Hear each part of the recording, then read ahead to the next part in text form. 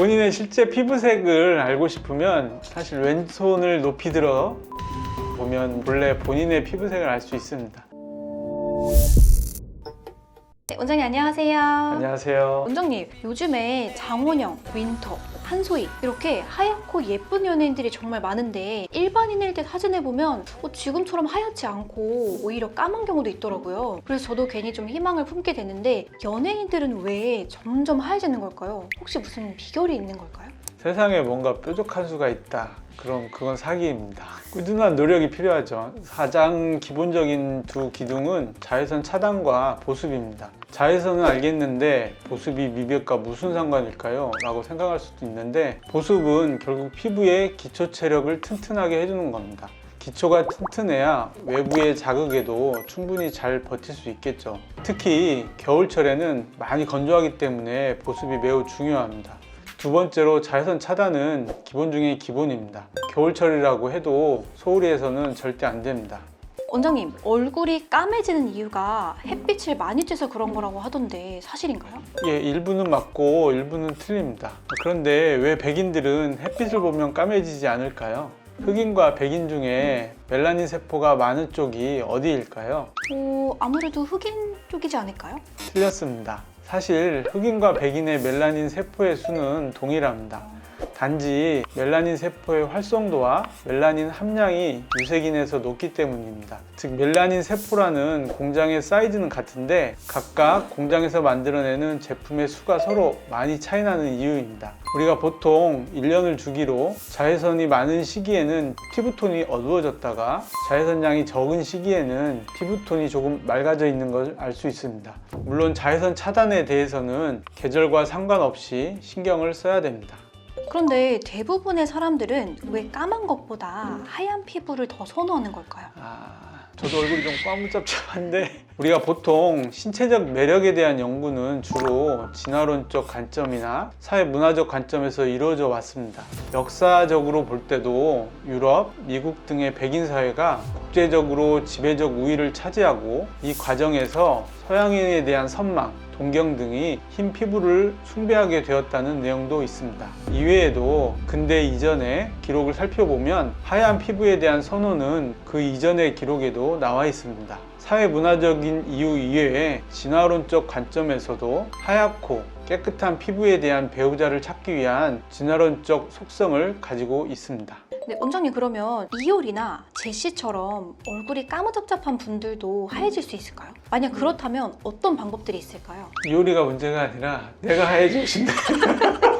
본인의 실제 피부색을 알고 싶으면 사실 왼손을 높이 들어 겨드랑이의 속살이 색깔을 보면 이제 본래 본인의 피부색을 알 수 있습니다. 이 부위는 자외선에 노출될 가능성이 매우 적기 때문에 실제 본인의 피부색을 확인할 수 있는 거죠. 우리가 얼굴을 하얗게 해주는 방법, 화이트닝이라고도 얘기하는데 병원에서 할 수 있는 방법을 우선 소개해 드리겠습니다. 첫째, 우선 색소 레이저가 있습니다. 대표적으로 레이저 토닝이라고 들어보셨죠? 최근에는 피코 레이저 토닝으로 업그레이드 되었는데 멜라닌을 깨부수는 치료입니다. 레이저란 우리 피부의 어떤 특정 성분에만 주로 반응을 하는데 피코 레이저를 통해서는 주로 멜라닌에 반응을 하기 때문에 피코 레이저를 통해 멜라닌 세포의 크기가 감소하고 멜라노좀의 수가 줄어들게 됩니다. 이걸 보통 선택적 광혈분해 이론이라고 합니다. 두 번째로는 공장에서 제품을 못 만들게 하면 되겠죠. 즉 멜라닌 합성을 억제하는 것입니다. 대표적으로 미백 연구가 있습니다.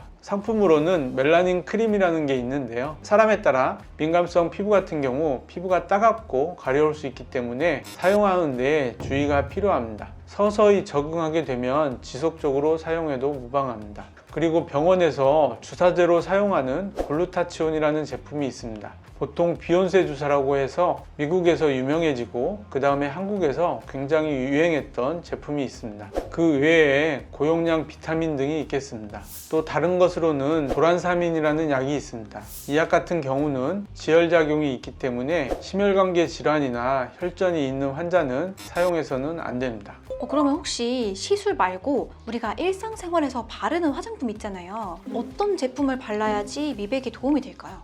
가장 대표적인 제품으로는 비타민C가 함유된 화장품입니다. 보통 아스코르빈산 또는 아스코빅 들어가 있는 제품들인데요. 그런데 미백 화장품은 고객의 피부 상태에 따라 따갑거나 예민해질 수 있기 때문에 주의를 해야 됩니다. 그리고 두 번째로는 비타민 3인 나이아신아마이드가 함유된 화장품입니다. 나이아신아마이드는 멜라닌 세포에서 각질 세포로 멜라노좀의 이동을 억제하여 피부에 미백 효과를 줍니다. 나이아신아마이드는 보습에도 좋습니다. 각질 세포의 성분 중인 세라마이드의 합성을 촉진시켜 피부 내 수분을 유지시키고 결과적으로 피부 탄력 개선에 도움을 줍니다. 아침마다 뭐 토마토를 먹어서 얼굴이 하얘졌다 이런 분들이 있는데 진짜로 우리가 일상에서 먹는 음식만으로도 얼굴이 하얘질 수 있을까요?